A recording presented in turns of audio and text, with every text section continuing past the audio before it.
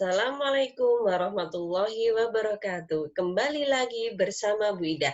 Setelah di video sebelumnya kita membahas tentang perkembangbiakan vegetatif alami pada tumbuhan, pada video kali ini kita akan belajar tentang perkembangbiakan tumbuhan secara vegetatif buatan.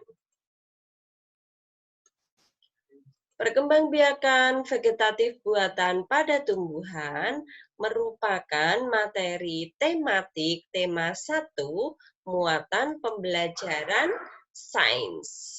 Oke, tentunya untuk kelas 6. Vegetatif buatan adalah perkembangbiakan tumbuhan yang dibantu oleh manusia. Yang akan kita bahas pada video kali ini diantaranya ada cangkok, kemudian yang kedua okulasi, yang ketiga adalah stek, yang keempat yaitu mengenten, dan yang kelima tentang merunduk. Kita akan bahas satu persatu. Cangkok adalah salah satu perkembangbiakan vegetatif buatan. Apa itu mencangkok? Yaitu menanam dahan atau bagian batang pohon yang sebelumnya sudah ditumbuhkan akar terlebih dahulu, baru dipotong dan ditanam menjadi individu baru. Tumbuhan yang bisa dicangkok adalah tumbuhan yang berasal dari golongan dikotil. Masihkah kalian ingat apa itu tumbuhan dikotil? Yaitu tumbuhan yang berkeping 2. Selain itu, tumbuhan yang bisa dicangkok adalah tumbuhan yang berasal dari golongan Angiospermae. Apa itu golongan Angiospermae? Yaitu golongan biji tertutup. Dikatakan biji tertutup apabila bijinya tertutup oleh daging buah.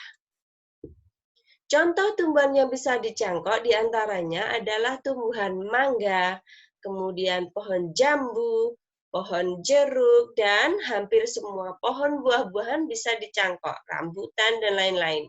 Yang penting batangnya berkayu dan berasal dari golongan dikotil atau Angiospermae. Oke, selanjutnya kita akan pelajari cara mencangkok. Langkah yang pertama adalah memilih dahan yang baik.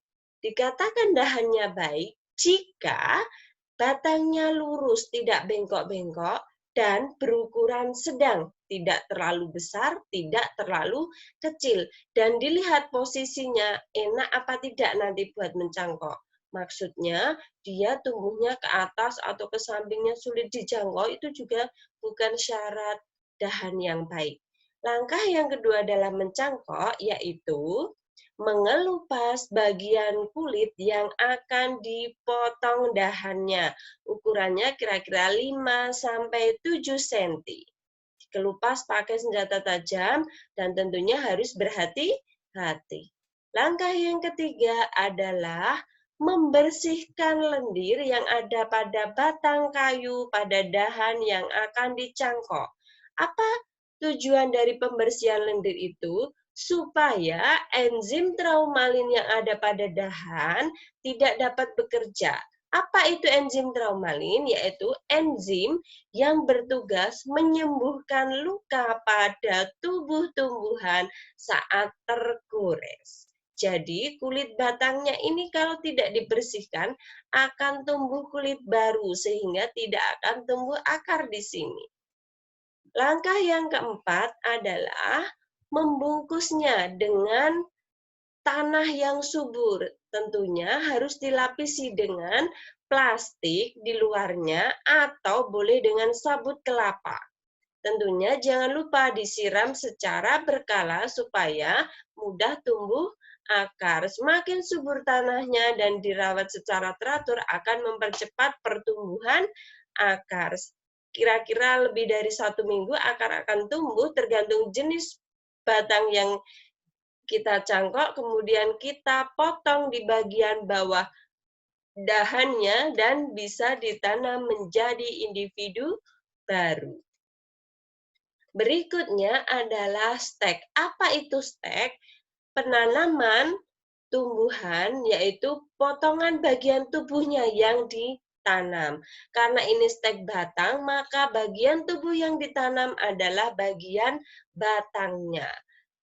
Contoh tumbuhan apa yang bisa di-stek? Di antaranya adalah, siapa tahu? Ya, yang paling banyak di-stek adalah singkong. Kemudian ada tebu juga bisa di-stek. Kemudian mawar juga bisa di-stek. Dan juga ada bunga sepatu. Beberapa jenis bunga bisa dilakukan dengan stek batang. Cara melakukan stek batang yang pertama adalah memilih batang yang cukup umur, tidak terlalu tua dan tidak terlalu muda. Dipotong kira-kira berukuran 20-25 cm. Biasanya motongnya agak miring untuk memudahkan menancapkan di tanah. Ditancapkan di tanah, kemudian bagian bawahnya akan tumbuh akar sehingga menjadi individu baru.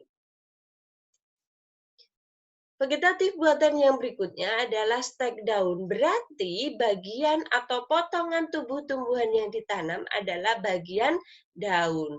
Contoh tumbuhan yang bisa di stek daun diantaranya adalah begonia dan cocor bebek. Serta yang baru viral akhir-akhir ini adalah sansevieria atau sering disebut sebagai lidah mertua. Kita akan mempelajari cara melakukan stek daun. Yang pertama, tentunya memilih daun yang berumur cukup, tidak terlalu muda dan juga tidak terlalu tua. Kemudian dilakukan pemotongan pada bagian daunnya. Jika itu begonia, maka diusahakan potongan daunnya itu ada tulang daunnya. Kemudian ditancapkan ke dalam tanah yang subur dan akan menjadi individu baru. Vegetatif buatan yang berikutnya adalah merundu. Merundu adalah membengkokkan sebagian cabang dan menimbunnya di dalam tanah. Contoh tumbuhan yang bisa dirundukkan yaitu stroberi, arbei, dan alamanda. Alamanda. Kemudian cara merunduk yang pertama adalah memilih dahan yang cukup panjang supaya bisa sampai ke tanah. Kemudian dirundukkan sampai ke bawah, sampai mencapai tanah, ditimbun di dalam tanah, dan tentunya disiram secara teratur. Setelah tumbuh akar, dipotong bagian sebelum akar dan ditanam menjadi individu baru. Vegetatif buatan yang berikutnya dengan cara menempel atau sering disebut dengan okulasi. Contoh tumbuhan yang dapat ditempel diantaranya adalah tumbuhan mangga.